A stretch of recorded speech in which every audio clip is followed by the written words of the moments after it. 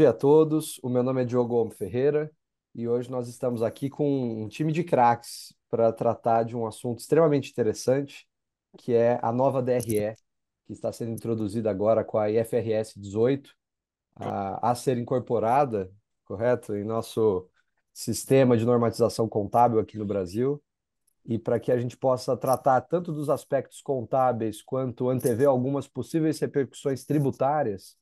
Nós temos aqui hoje, como eu disse, esse grande time que é formado pelo professor Fernando Gaudi, que ele é professor da FUCAP. Eu tive já o privilégio de falar com o Gaudi em várias outras ocasiões sobre temas extremamente complexos. É muito bom tê-lo aqui hoje com a gente, Fernando. Também contaremos com a presença do professor Eliseu Martins, professor da FEA, que nos brindará com uma série de comentários sobre esse tema tão importante, tão atual. E, por fim, para tratar das questões tributárias, nós contaremos com o Vitor Polizelli, que é professor do IBDT, uma pessoa muito importante para mim. Ele talvez não saiba da dimensão da importância do trabalho dele para minha dissertação de mestrado, as dicas que ele me deu no passado sobre dedutibilidade de despesas, realização de renda. Então, para mim, hoje só me cabe essa introdução e alguns breves comentários, se o tempo permitir, porque o que eu quero mais hoje é ouvir essas três referências falarem sobre esse tema. Então, feita essa breve apresentação, eu já passo logo a palavra para você, Fernando, para as considerações iniciais sobre o IFRS 18. Obrigado, Diogo. Bom dia. Prazer, satisfação estar aqui, poder participar desse debate, dessa conversa. Satisfação estar aqui com o professor Eliseu, referência para todos nós da contabilidade, sem dúvida nenhuma. Também com o Vitor. Acho que vai ser bem interessante aqui essa conversa. Tá? A minha ideia aqui vai ser basicamente trazer um pouco do que né, do que foi colocado aí pelo IFRS 18. Então vai ser uma visão muito mais informativa, e aí eu acho que depois a gente pode aprofundar em alguns detalhes, algumas considerações adicionais. Eu vou fazer aqui o compartilhamento de uma apresentação que eu acho que fica mais visual, fica mais fácil também é, todo mundo acompanhar, tá? Muito bem. Então, eu acho que é sempre importante contextualizar o porquê é, mudar algo que já é tão consagrado como a demonstração do resultado do exercício, né? No final do dia, o que o IASB trouxe com esse novo pronunciamento é justamente algumas alterações, não muito radicais, é verdade, se a gente pegar o projeto inicial que existia sobre esse assunto, o Exposure Draft, em relação, né, o discussion paper, fazer a comparação em relação ao documento final, de certa maneira eu acho que houve as mudanças acabaram sendo menores do que inicialmente estavam previstas, mas são mudanças muito importantes. Eu acho que são mudanças que alinham aí as demandas dos investidores em relação às informações contábeis.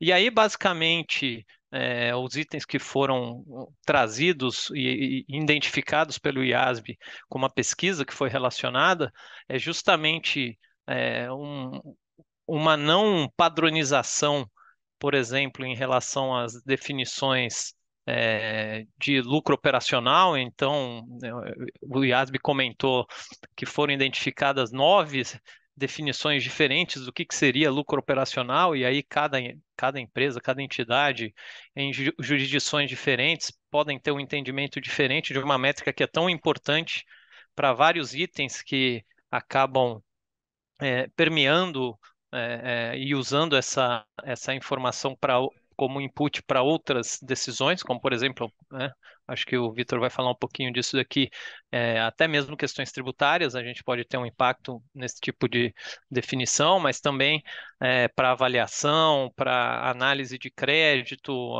valuation e outros itens que são objeto aí de uso pelo mercado, né?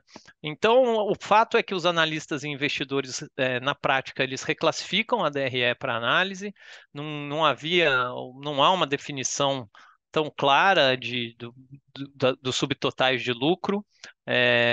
Também não havia uma definição muito clara ou com relação a alocações de itens relacionados. Quando você tem um item originador e um item originado, não necessariamente eles eram classificados nos mesmos grupos, e isso às vezes pode gerar algumas distorções. E aqui o caso, eu vou falar um pouquinho sobre isso, que vem em mente a variação cambial, e também alguns conceitos distintos empregados pelas companhias, no que o IASB chama de métricas de desempenho da administração. E aí a gente pode pensar em lucro líquido ajustado, lucro operacional ajustado, outras métricas.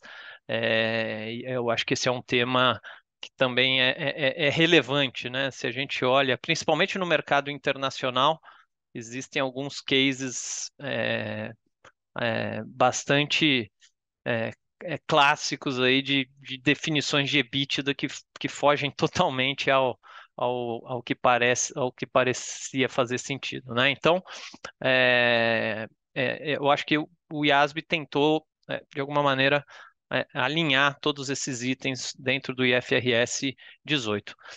Só lembrando que aqui no Brasil também, fazer um comentário rápido, isso é importante, essa questão de métricas de desempenho da administração, que o IASB está trazendo agora no IFRS 18, que, aliás, será vigente a partir de 2027, né? Então, ele foi divulgado agora, recentemente, mas para vigência a partir de 2027. Mas aqui no Brasil isso já foi tratado pela Comissão de Valores Mobiliários, lá na antiga Instrução CVM 527 de 2012, se não me engano, que atualmente é a Resolução 156, e que traz uma definição clara de EBITDA e de EBIT, e que qualquer ajuste a essa definição deve ser apresentado e conciliado nas informações da empresa, né? Então, aqui no Brasil, a gente, de certa maneira, já endereça um pedaço dessa discussão do IASB, tá?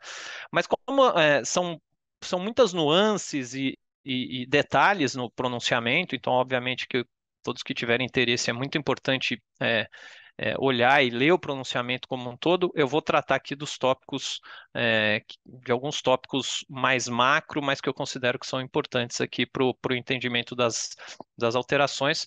Mas, sem dúvida nenhuma, tem muitos detalhes que eu não vou falar aqui diretamente pelo nosso tempo, mas que também estão presentes no pronunciamento, tá? Então, o que o IASB chama de demonstrações financeiras primárias, e aí as alterações principais do IFRS 18 é justamente na demonstração do resultado do exercício, né? Então, lembrando que a gente tem a demonstração do resultado do exercício, demonstração do resultado abrangente, demonstração do fluxo de caixa, balanço patrimonial, demonstração de mutação do patrimônio líquido, consideradas como as demonstrações financeiras primárias. E aí as alterações mais relevantes pelo IFRS 18 são na demonstração do resultado do exercício e na evidenciação de notas explicativas. Tem algumas alterações mais marginais na demonstração do fluxo de caixa, mas sem dúvida nenhuma é na DRE que acontecem os principais impactos, né? E aí o primeiro deles é justamente a classificação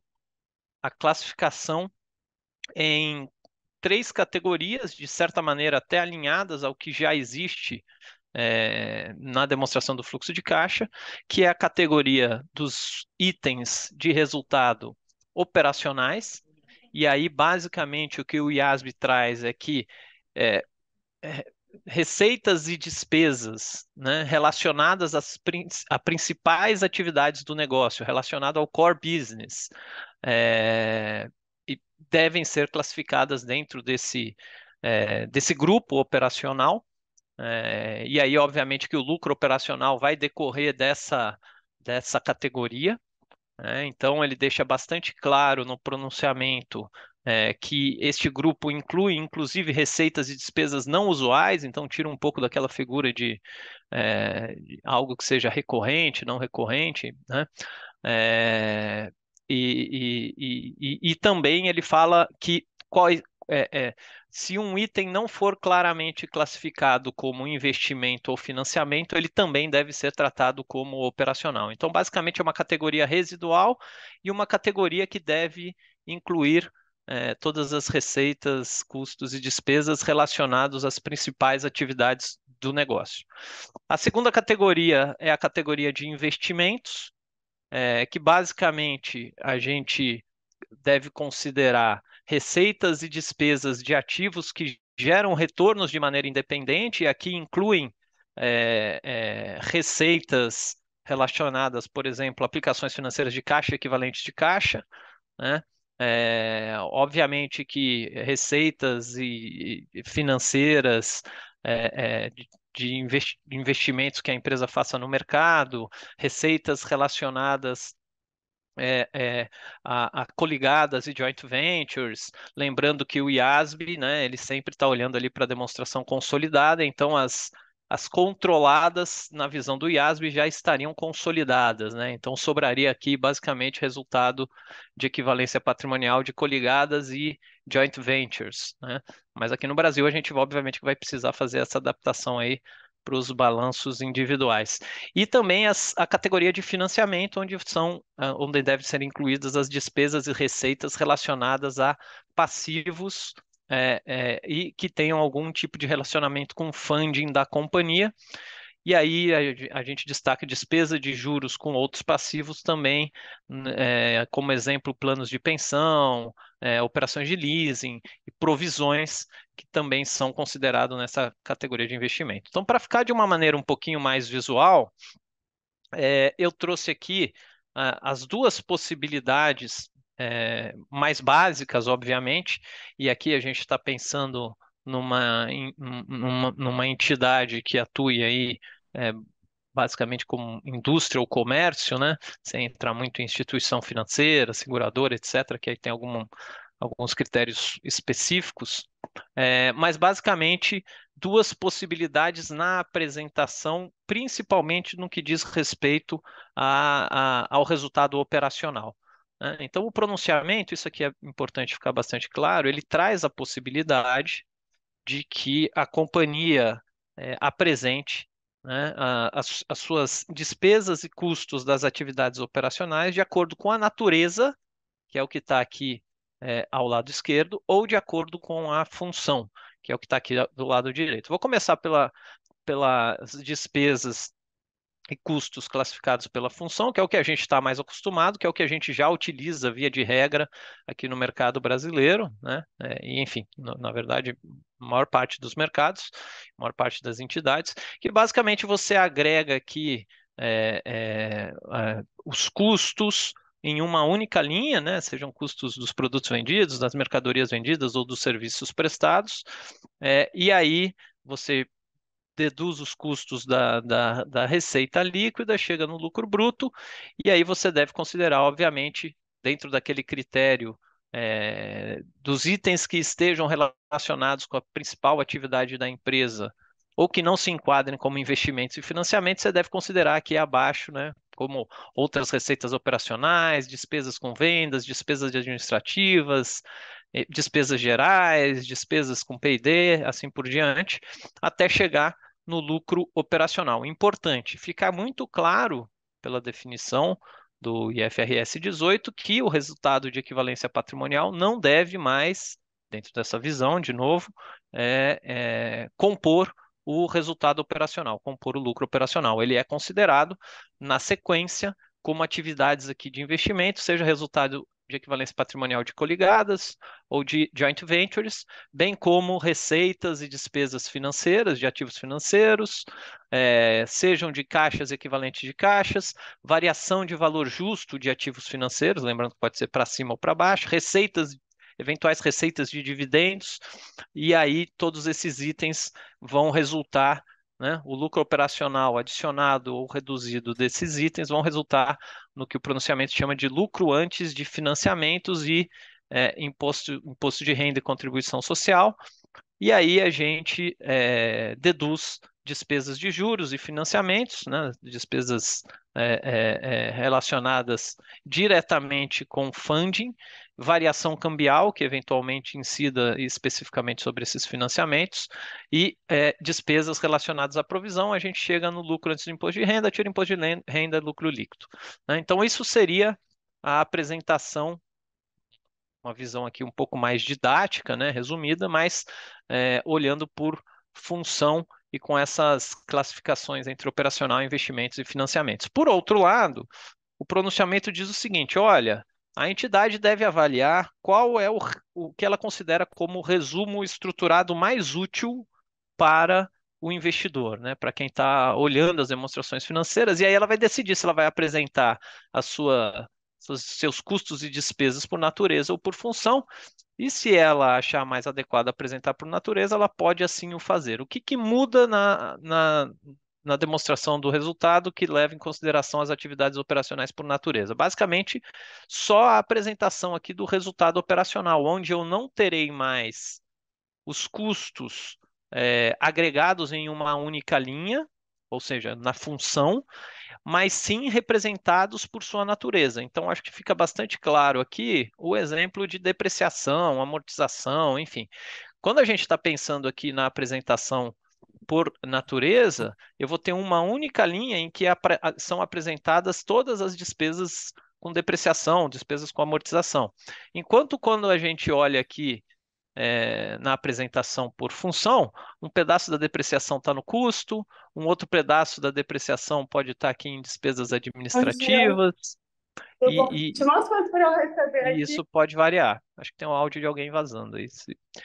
É, enfim, isso também é verdade para, por exemplo, perdas com impairment e outros itens, e obviamente que você acaba tendo aqui consumo de matérias-primas, variação no estoque, para chegar aí no resultado operacional. Obviamente que o lucro operacional, seja com a apresentação aqui das atividades por natureza ou por função, ele é o mesmo, né? Não deveria variar. É simplesmente a maneira como eu conto a história. Eu vou contar a história, a mesma história, mas talvez de maneiras um pouco diferentes. E aí, de novo, a entidade, de acordo com o pronunciamento, a entidade deve avaliar o que seria mais adequado no seu ponto de vista. E aí, as outras atividades, investimentos e financiamentos não mudam nesses dois formatos. Aqui na sequência, só para ficar claro, né, enfim, eu faço uma comparação aqui, de novo, totalmente didática também, mas para mostrar os extremos, né, vamos assim dizer. Ou seja, se eu olhar para a demonstração do resultado do exercício hoje, de acordo com os critérios da lei das SAs, e se eu olhar para uma apresentação baseado aqui na natureza, que de novo não é uma opção aqui pelo IFRS 18, a gente percebe claramente que teriam alterações bastante significativas na comparação entre uma e outra. Mas mesmo se eu olhar e fizer a comparação, né, da apresentação por função, também existem algumas alterações bastante importantes. Um outro item que eu queria abordar aqui é o seguinte, que o pronunciamento comenta, e aqui eu trouxe justamente um exemplo do pronunciamento só para tentar deixar um pouquinho mais claro o que eu estou querendo dizer.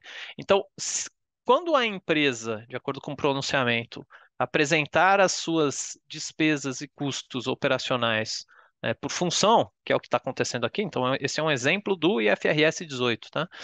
Então ela apresenta aqui por função, então você tem a linha aqui de custo, e o que ela deve fazer? Ela deve mostrar, apresentar em uma nota, né, explicativa, os itens que compõem aqui, que de alguma maneira estão agregados nesse custo, é a sua,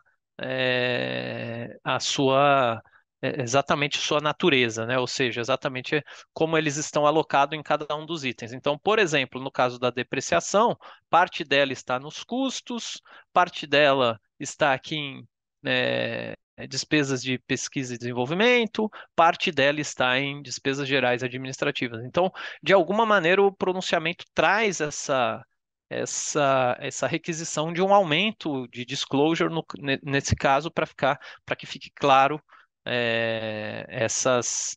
como estão sendo alocados esses itens dentro do custo e que o investidor, né, e que o usuário da demonstração financeira consiga ter essa visão. Tá? Isso vale, obviamente, aqui para depreciação, para amortização, para os benefícios a empregados, e aqui incluem salários, né, e outros tipos de benefício, para as perdas por impairment e também eventuais baixas de estoque. Tá? Então, o pronunciamento faz essa requisição. Um outro item que eu acho que terá um impacto significativo aqui, dada a nossa realidade, é justamente a classificação das variações cambiais. Né? Via de regra, hoje, variação cambial fica classificado como resultado financeiro, né? Despesa financeira ou receita financeira. O pronunciamento propõe que a variação cambial deve ser classificada na mesma categoria que a receita ou despesa que dá origem a essa variação cambial está classificada. Né? Então, por exemplo, variações cambiais relacionadas a atividades de financiamento. Né? Então, se eu tomei um empréstimo, se eu tomei um financiamento, esse financiamento de alguma maneira está indexado em dólar, em euro, algum tipo de moeda estrangeira, a variação cambial sobre esse financiamento deve ser classificada na categoria de financiamento. Né? Por outro lado aqui, variações cambiais em investimentos, por exemplo, aqui é, aplicações financeiras que eventualmente tenham variação cambial, aí essa variação deve estar na categoria de investimento. E as outras variações cambiais que eu não consiga identificar diretamente de é, franco. devem estar dentro da categoria operacional. Tá? Então, ele traz alguma diferenciação em relação ao que existe hoje nesse tipo de tratamento para a classificação das atividades. E um outro item aqui que eu queria trazer mais ou menos na mesma linha, mas também considero como relevante, é a classificação dos resultados com operações de derivativos com finalidade de hedge ou mesmo que não tenha finalidade de hedge. Então, basicamente, o que o pronunciamento traz é que se o derivativo ou um outro instrumento financeiro não derivativo é utilizado para finalidade de hedge e é classificado como hedge accounting, dentro né, dos requisitos é, é, é, do IFRS, então ele é classificado como instrumento de hedge. Então, o resultado desse derivativo deve ser incluído na mesma categoria do risco que ele protege. Né? Então, toda operação de hedge, eu vou ter um instrumento de hedge, eu vou ter um objeto de hedge, né? Eu vou ter o item que é usado para proteção e o item protegido. E a ideia aqui é que o resultado do derivativo, ou mesmo de um instrumento financeiro não derivativo, quando você tem essa relação de hedge estabelecida, sejam reconhecidos dentro da mesma categoria. Tá? Se eu tiver um derivativo que não é designado como hedge accounting, né? Ele é utilizado pela empresa para se proteger de riscos, né? Para gerenciamento de riscos. Mas, eventualmente, a empresa não resolveu categorizá-lo ou classificá-lo como hedge dentro do pronunciamento de instrumentos financeiros. Então, não é hedge accounting, mas ele está na política de gerenciamento de riscos da empresa. Aí o que o pronunciamento fala? Olha, você também deve buscar incluir o resultado do derivativo na mesma categoria do item protegido, a não ser que isso esteja inviável, e aí, se isso não for possível, você inclui esse resultado na categoria de investimento. Né? E aí, finalmente, se for um derivativo para especulação, né, porque não é um derivativo utilizado aqui dentro da política de riscos da companhia, aí o pronunciamento requer que ele seja classificado, o resultado dele seja classificado na categoria de investimentos. Então a gente tem aqui, eu acho que tanto no caso das variações cambiais, quanto no caso também do reconhecimento de resultado com derivativos e hedge, algumas novidades que são importantes para serem endereçadas aqui, né, pelas companhias, a partir, obviamente, da adoção do IFRS 18, para além das alterações das categorias em operacional, investimentos e financiamento, como como eu comentei anteriormente, tá? Então, tem muitos outros itens, como eu comentei, né? Então, o pronunciamento é um pronunciamento relativamente extenso, com bastante detalhe, mas o que eu queria compartilhar aqui com todos hoje é isso, dado o nosso tempo. Então, eu devolvo aqui a palavra para o Diogo. Não, Fernando, Espero ter muito ficado dentro do obrigado. tempo. Não, ficou extremamente dentro do tempo e foi uma síntese muito clara, foi muito bom. Eu aproveito, antes de passar a palavra para o professor Eliseu, só para fazer um breve comentário, pessoal. Felizmente, o evento atraiu a atenção de muita gente, nós alcançamos o limite que essa ferramenta do Zoom, que não é aquela de conferências, né, para uma quantidade limitada de pessoas, suporta, que são 100 pessoas. Porém, para aqueles que não conseguiram acessar ou para aqueles que outras pessoas da empresa estão com a dificuldade de acesso, fiquem tranquilos, porque todo o material aqui vai ser disponibilizado no portal Tributação e Contabilidade. Então, todo esse vídeo com as apresentações vai estar lá disponível na íntegra de forma gratuita. O portal, né, bom dizer, já é um projeto de bastante tempo que o Diego Miguita e eu tentamos conduzir, difundindo, né, essas discussões que envolvem tributação e contabilidade, então pegando desde questões já consolidadas até atualidades. Então, eu mandei o link aqui no chat. Fiquem à vontade para acessar, assistir outros eventos que a gente conta com a participação destes três grandes expositores e além de outros que geralmente estão conosco nessas discussões tão interessantes. Mas, feito só esse breve comentário, professor Eliseu, eu já lhe passo a palavra. Muito obrigado, Diogo. Muito bom dia a todos. Agradecido pelo convite. Deixa eu só fazer assim, um pequeno alerta. O Fernando fez uma exposição assim, tão clara, tão tranquila, que dá a impressão que a coisa é simples, tá certo? Mas não é. Há muitos detalhes, ele deixou também isso nas entrelinhas, há muitos detalhes, há muitas coisas que precisam para vocês terem uma ideia, o conjunto são três documentos à parte. O documento de IFRS 18, um documento só com exemplos, alguns dos quais o Fernando mostrou. Vai ter exemplos diversos para variadas situações, para melhor entendimento. E tem o documento de bases para a conclusão.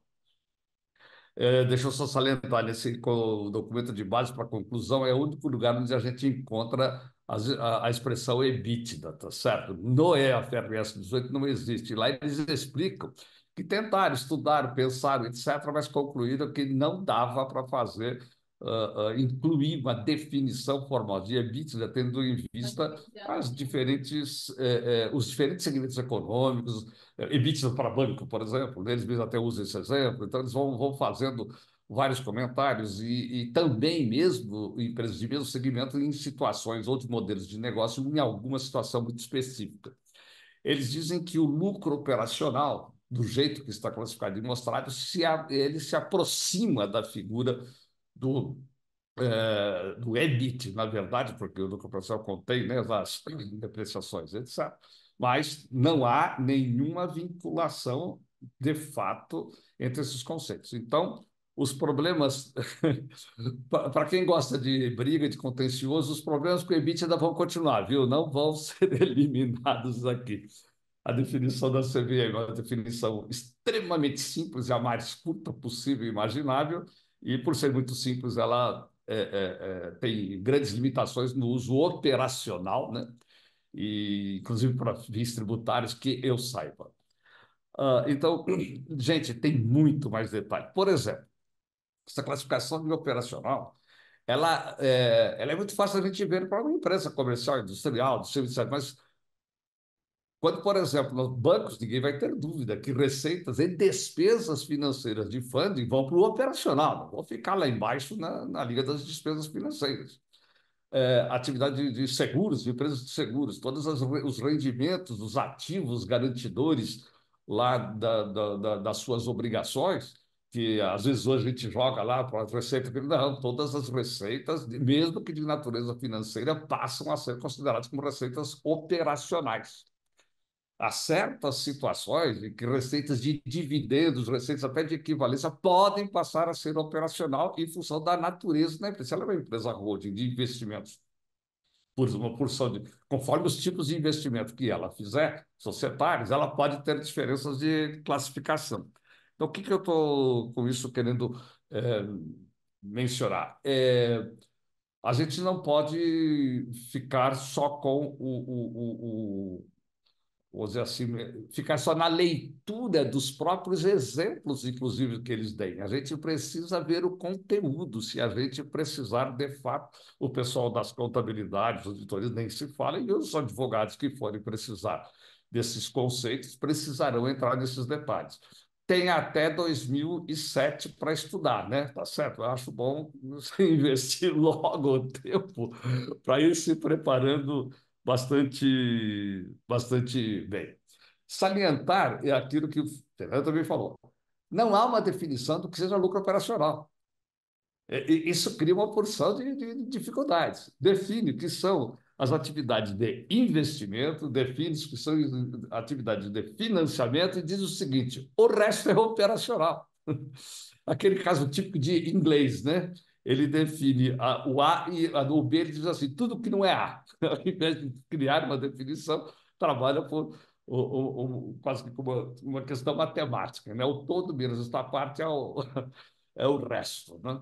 Então, lembrar, o que está lá como operacional, ele é residual. O Fernando usou muito bem a palavra, é residual. Então, a minha função aqui era exatamente essa, de fazer as chamadas para alguns pontos específicos.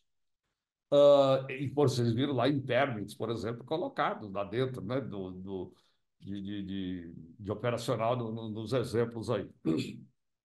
Por quê? Porque não tem nenhuma definição lá de baixo de que eles possam estar lá embaixo. Então, eles ficam dentro desse subgrupo.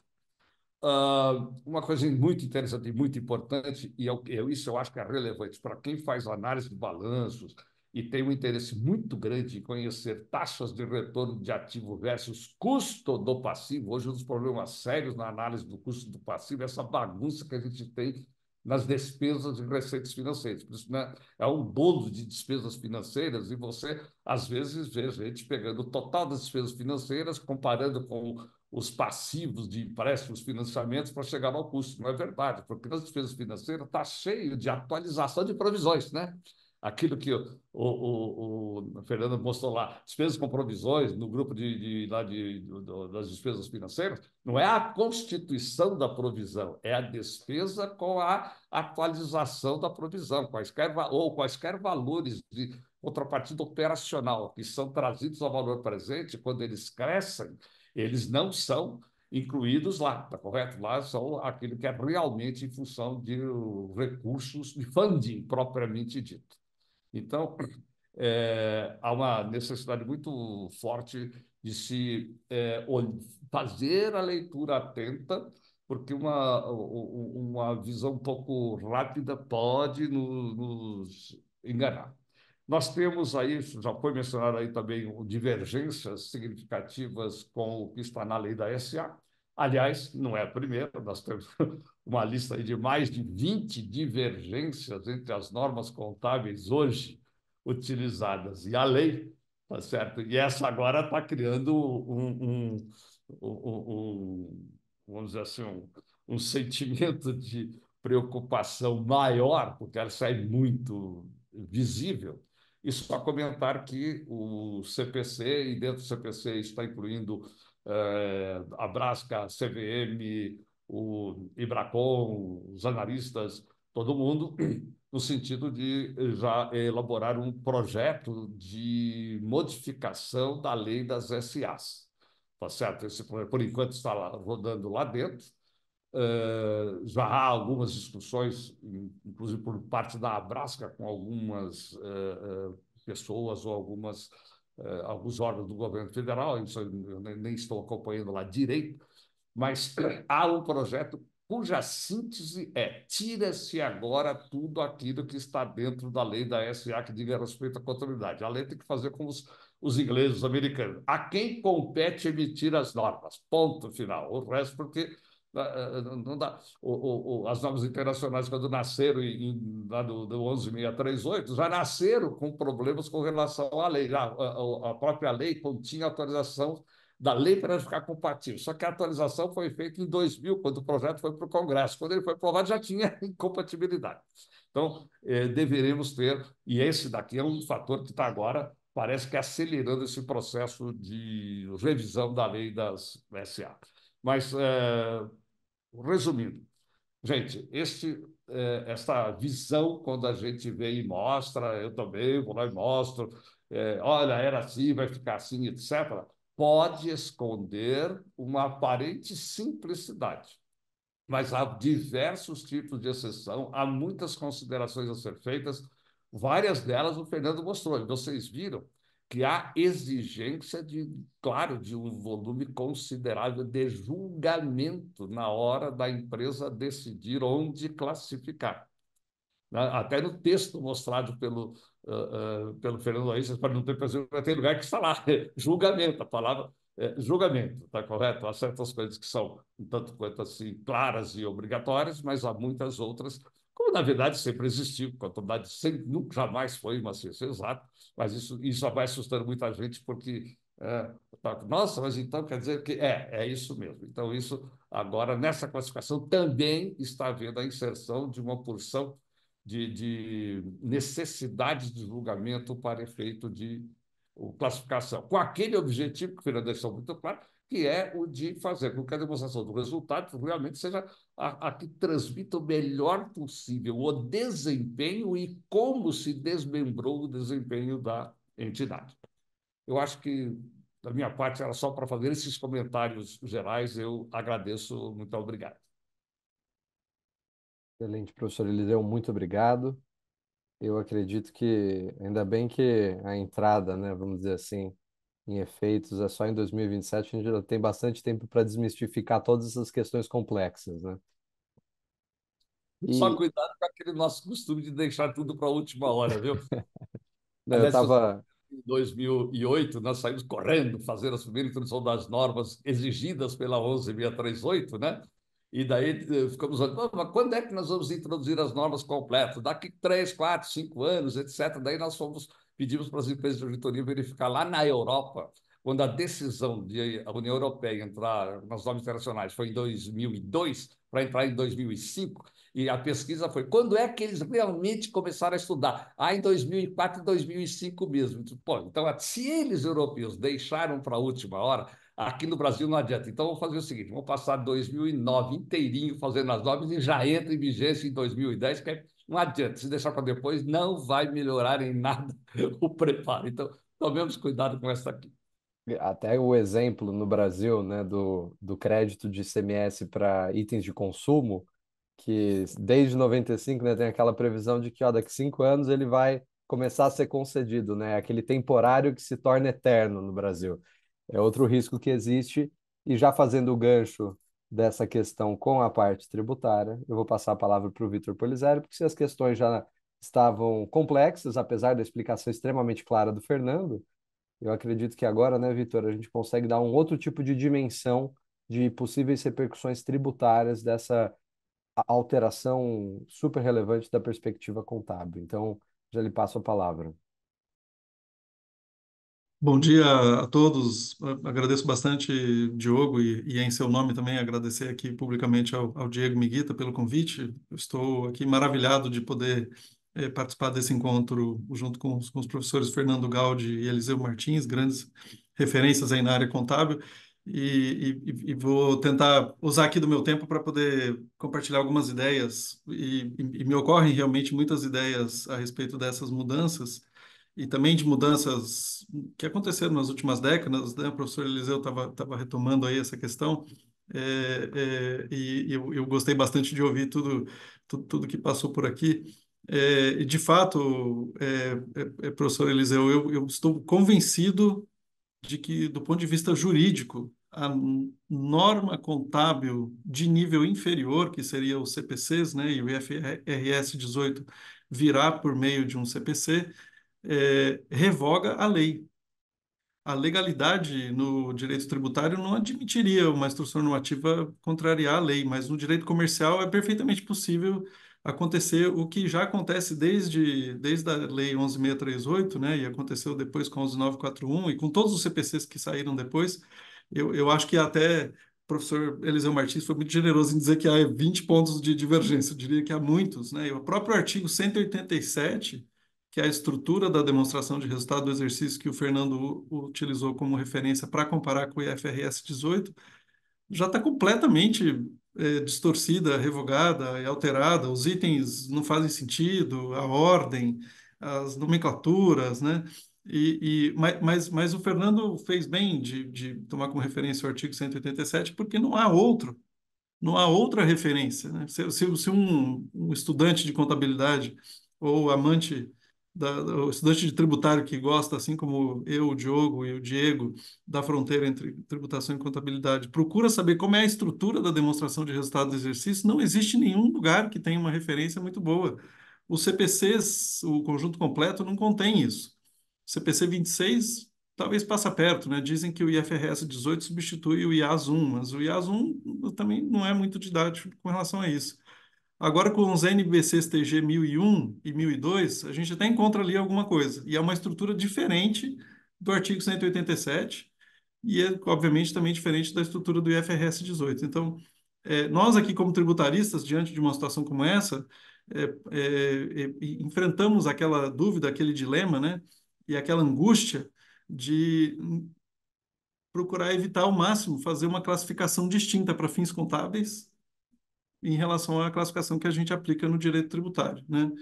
Para pegar o exemplo aqui que me parece mais ilustrativo disso, e eu vou descer mais em detalhes, tratar alguma coisa como receita operacional na contabilidade e querer chamar aquilo de receita financeira para fins de tributação, porque o PIS e COFINS é mais barato ou por causa de qualquer razão.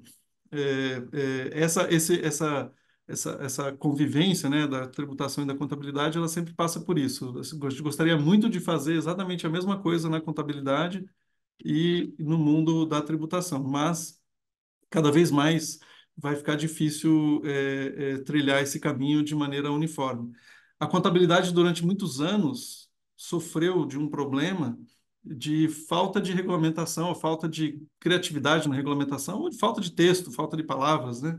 E o direito tributário sempre foi muito mais profícuo em termos de produção de normas, né? Por isso que na década de 80, 90, o começo desse século, havia muito uma preocupação de que a contabilidade estava sendo produzida para atender o tributário. E agora o tributário é que sofre disso, né? Porque a quantidade de normas geradas pelo IASB e IFRS, e coisa que o valha, é absurdamente muito maior. E agora, então, com relação a esse tema de classificações, né? Como que o RED vai ser classificado para fins das funções, e aquelas classificações que o Fernando apresentou, e vários outros exemplos, o tributário às vezes não desce nesse detalhe, né? E como a norma contábil apresenta detalhes, muitos requintes, né? Há uma tendência de querer seguir a norma contábil e eventualmente pensar em tributário com aquela cabeça do que foi feito na contabilidade. O Diogo bem ressaltou a questão do imposto de renda, né? O Decreto-Lei 1598 e a Lei 12973 supostamente retratam um casamento da apuração do imposto de renda com a contabilidade. O Decreto-Lei 1598 diz que a gente parte do lucro líquido do exercício. E o que é lucro líquido do exercício? É a contabilidade que diz. Teve um tempo que eu até acreditava que era contabilidade, mas cada vez mais eu tenho me convencido de que o Decreto-Lei 1598, e ele surgiu, né, como uma lei irmã da Lei das SAs, ele, de certa forma, ele complementou a Lei das SAs naquele momento em que não havia muita normativa contábil a respeito disso. Mas hoje, né, no momento atual, acho que a definição de lucro líquido para fins do imposto de renda, definição de lucro operacional, nesse universo do Decreto-Lei 1598, são grandezas completamente distintas em alguns detalhes, né, das grandezas que a gente observa na contabilidade, com a dificuldade, às vezes, de até não encontrar determinada grandeza. É, o Decreto-Lei 1598 tem uma definição de receitas e despesas financeiras específica, né, que acho que depois foi suplantada ao longo do tempo por outras normas tributárias que começaram a denominar de receita e despesa financeira qualquer coisa que se quisesse botar esse nome, né, e hoje em dia eu arriscaria dizer que o conceito tributário de receita e despesa financeira ele é simplesmente um conceito de categoria, daquilo que está escrito na lei, né? Não necessariamente são coisas que, por sua natureza, fariam sentido intrínseco, né? Ser tratados como receitas ou despesas financeiras. Mas uma área que me parece bastante propícia e que vai ser bastante afetada por essa nova estruturação das demonstrações financeiras ao redor do mundo, não só no Brasil, né? O IFRS 18 ele vai gerar novas demonstrações contábeis para empresas no mundo todo. Uma área que eu imagino que vai ser bastante afetada, influenciada por isso, é a área de preços de transferência. Nós que agora adotamos uma nova legislação de preço de transferência e tendencialmente vamos aplicar cada vez mais o método da margem líquida da transação, que é o TNMM europeu ou o CPM dos Estados Unidos, né, o Comparable Profits Method. Esse método, ele essencialmente consiste em comparar o EBIT da minha empresa com o EBIT de outras empresas. E essas outras empresas, o trabalho de comparação consiste em capturar demonstrações financeiras e encontrar o EBIT ou o LAGIR, né, o lucro antes dos juros e imposto de renda dessas empresas, e fazer comparação. Esta comparação, ela não é uma comparação muito simples, né? Geralmente, ela vem acompanhada de uma necessidade de se entender como que aquela empresa ou aquelas empresas que foram selecionadas para comparação calculam o EBIT. E esse desafio que o professor Fernando e o professor Eliseu comentaram, né, que o próprio IFRS 18 abdicou de enfrentar, né, de colocar uma definição de EBIT na mesa. Esse desafio ele é muito presente na área de preço de transferência, de ter certeza, né, que estamos comparando conceitos de LAGIR, de EBIT similares em termos de consistência contábil, em termos do que é tratado como receita operacional ou não operacional, ele é muito importante. Acho que o IFRS 18 vem, de certa forma, atrapalhar um pouco, porque todo mundo está acostumado a utilizar uma estrutura, mas ao mesmo tempo ajudar bastante, porque o nível de transparência e o nível de rastreabilidade, o nível de conciliação contábil que vai ser possível fazer com essa nova estrutura vai ser muito maior do que o que a gente tem hoje. É, Só para dar uma ilustração, né? A demonstração contábil típica para fins de preço de transferência é uma que parte de vendas, tira os custos, chega no lucro bruto, muito parecido com o que a gente tem na lei das SAs, né? Depois tira as despesas operacionais e chega no EBIT, né? E aí, claro, vai uma discussão muito grande saber o que é despesa operacional, porque ficam de fora do EBIT, obviamente, as despesas financeiras e receitas financeiras, e as outras receitas e as outras despesas. Essas não são consideradas parte do lucro operacional. E aí já vai um desafio, que não é de hoje, já é desde a Lei 11.638. Não existe mais no Brasil, ou não existe no mundo IFRS, o conceito de outras receitas e outras despesas que a gente vê no artigo 187. Essa rubrica, né, da DRE, ela foi eliminada desde 2008 e pessoas embora muito estudioso e bastante dedicado ao tema, pessoas que como eu só se deram conta dessa eliminação muito mais recentemente, quando comecei a me dedicar bastante a preço de transferência, me topei com o problema de ter que eliminar das demonstrações brasileiras as outras receitas e outras despesas. Mas onde é que estão as outras receitas e outras despesas nas demonstrações brasileiras? A depender da empresa, a gente não encontra, tem que fazer uma análise muito minuciosa, porque hoje essas outras receitas e despesas, em geral, são todas tratadas como parte do resultado operacional dentro da ideia de operações continuadas, né? Apenas situações de algum segmento, algum estabelecimento, alguma atividade que esteja em fase de fechamento, fala-se das operações descontinuadas. Mas, em geral, o item outras receitas, outras despesas foi parar dentro do operacional. E a gente, para fins de preço de transferência, precisa eliminar isso de lá.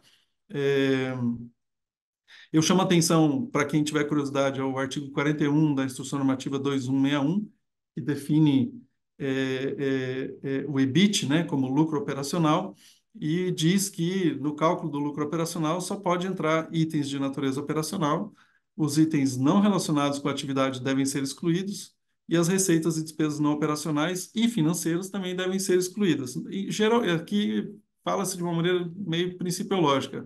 Eu acho, como o Eliseu já comentou aqui, a depender do setor, a depender da empresa, pode haver despesas que seriam de natureza financeira e que, né, no geral, né, seriam despesas ou receitas financeiras, mas que, para o caso de uma determinada empresa, aquilo deva ser tratado dentro do operacional. É, é interessante que a norma tributária agora contém um conceito de EBIT, né, de lucro operacional para fins de preço-transferência, que é até mais detalhado do que a resolução CVM 156, né, se eu não estou enganado, 156 traz, que a resolução CVM simplesmente, acho que o grande mérito da resolução CVM é exigir que as empresas que resolvam divulgar métricas de EBIT ou EBITDA divulguem também uma conciliação com as demonstrações contábeis, permitindo que leitores consigam fazer recálculos, né, e readaptações a depender daquilo que se encontra. É, então, queria ressaltar aqui a grande importância, né, dessa grandeza margem líquida para preço de transferência. Preço de transferência fala também de lucro bruto, o indicador Berry Ratio, que é lucro bruto sobre despesas operacionais, também bastante importante para a TNMM, vai depender de ser feita uma análise separada, né, quase como montar uma demonstração de resultados específica para fins tributários e para fins de preço de transferência. Agora, aquilo que para mim talvez seja o melhor exemplo, né, e eu encerro minha fala com isso, de situações em que a gente não consegue de maneira nenhuma conseguir um alinhamento entre contabilidade e tributário, talvez seja as receitas financeiras, né? Receitas financeiras, especialmente porque o decreto 8426 para fins de PIS e COFINS e outras normativas, né, permitem tributação reduzida de PIS e COFINS, variações cambiais, a gente tem a questão de fazer regime de caixa para fins tributários em vez de competência, e daí talvez por causa desta questão de haver uma tributação reduzida de PIS e COFINS, há uma tendência das empresas a colocarem tudo quanto é operação, né? Qualquer receita ou despesa que seria operacional, por exemplo, uma receita ou despesas de hedge, né? E um hedge puramente operacional, há uma tendência das empresas a colocar isso na receita financeira. Por quê? Porque daí para poder explicar para o fiscal que PIS e COFINS sobre receita financeira é menor, né, e que o item da contabilidade correspondente, né, está lá com o RED, está lá com todas as coisas, fica mais fácil de explicar. Mas, a bem da verdade, o correto, né, Fernando e professor Eliseu, na contabilidade vai ser colocar o RED no lugar certo. E para fins da tributação, a rubrica de receitas financeiras quase que precisa ser recriada e não pode, de maneira nenhuma, ser influenciada pela classificação feita no universo contábil. Então, acho que com esse recado aqui eu encerro minha fala, né? Essa uniformidade de tratamento e classificação vai ser muito difícil de acontecer em 100% dos casos, especialmente porque agora a contabilidade traz um colorido muito grande para a classificação dos itens de demonstração de resultados. Agradeço mais uma vez, Diogo, pelo convite e encerro aqui minha fala. Excelente, Vitor. Muito obrigado. Pessoal, eu acho que a gente ainda tem alguns minutinhos, caso alguém queira enviar alguma dúvida. Eu vi que o Fernando até já aproveitou o chat para responder uma dúvida da Fabiana, né? Não sei, Fernando, se vale a pena comentar mais algum outro ponto ou se alguém tem alguma outra dúvida para trazer aqui para os nossos expositores. Não, eu acho que assim, um comentário aí em relação à fala do Vitor e até do professor Eliseu. Além de tudo isso, a gente ainda tem uma reforma tributária, né? Chegando aí ao longo aí desse período. Então, sem dúvida nenhuma, eu acho que vão ter vários itens aí que vão precisar ser bastante debatidos, aprofundados, né?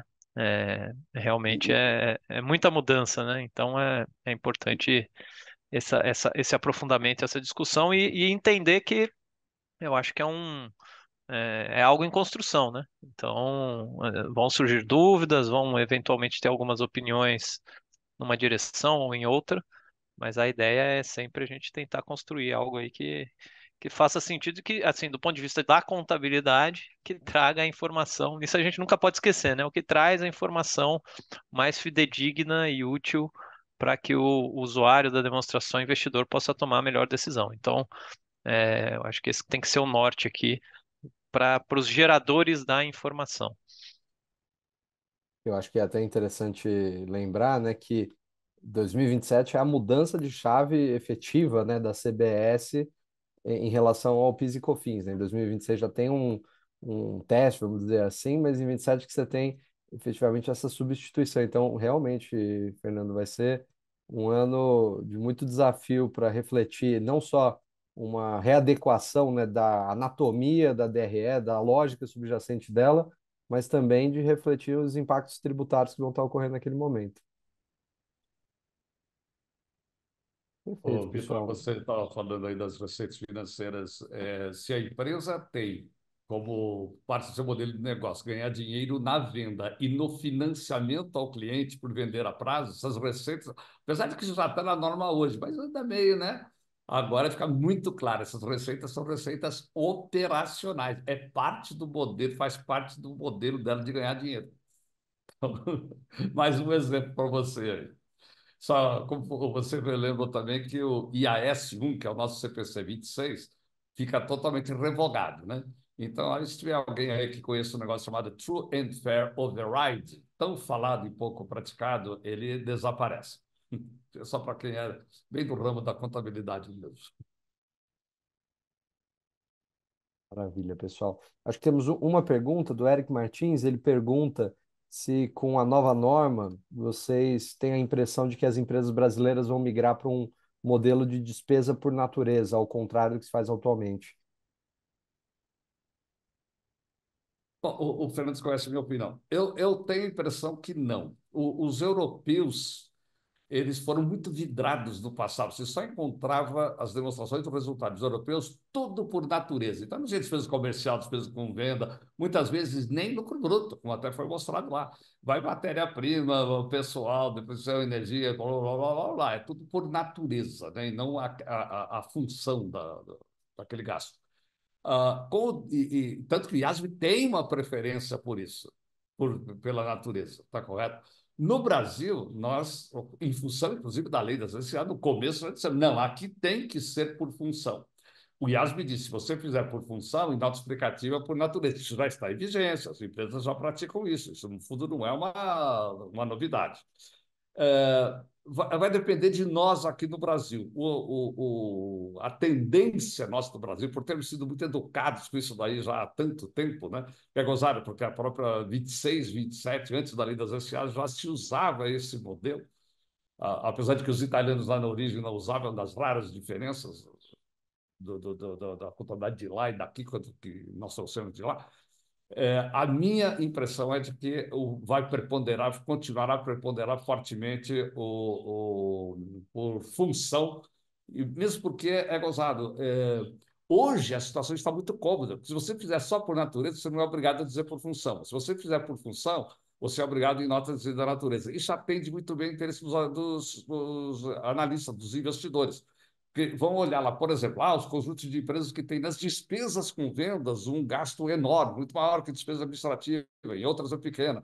Então, há certos tipos de análise em relação à função que são relevantes e outros tipos de análise que são em função da natureza. Hoje, por exemplo, antes das normas internacionais, hoje não, antes das normas internacionais, nós publicávamos lá, custo do produto vendido é um monstro de um valor absolutamente misterioso.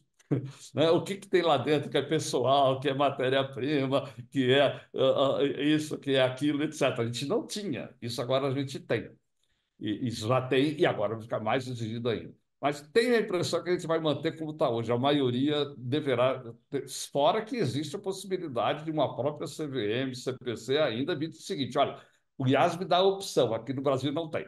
Nós temos várias situações iguais. Essa da demonstração já é hoje um negócio bem jabuticaba. Obrigatoriamente tem que ser por função na apresentação primária. Não sei se o Fernando pensa diferente.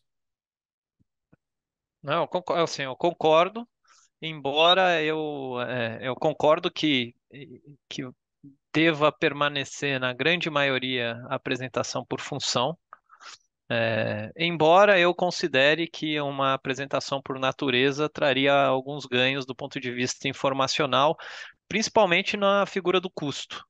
Porque, de fato, o custo para muitas empresas, principalmente industriais, ele é um dos principais itens e quem, enfim, olhando simplesmente para a demonstração do resultado do exercício, você não consegue ter a sensibilidade dos componentes do custo, né? E aí existem algumas pesquisas, indo um pouco mais para o lado acadêmico aqui, de divulgação da informação, né?